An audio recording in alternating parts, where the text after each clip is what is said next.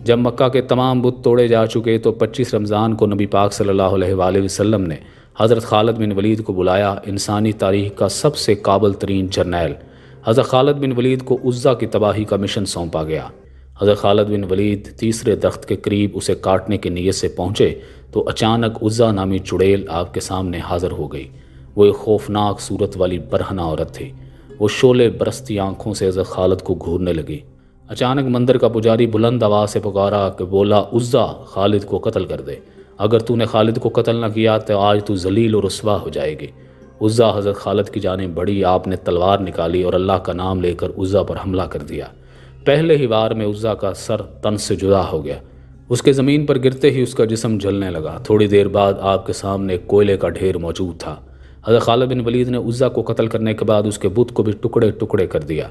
फिर उसके बाद मंदिर के पुजारी को भी कत्ल करके वापस रवाना हुए।